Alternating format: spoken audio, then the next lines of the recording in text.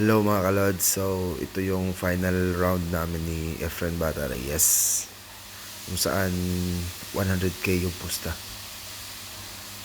So yan, napaka-pressure.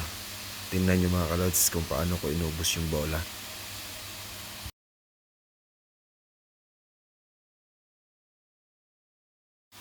At dito, sobrang pressure ko na pero ginawa ko talaga ang lahat.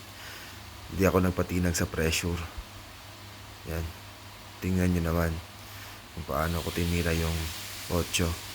So, straight na straight sa 9 patungo sa 10 ball. Yun o, tingnan nyo. Wow. So yan, last ball na.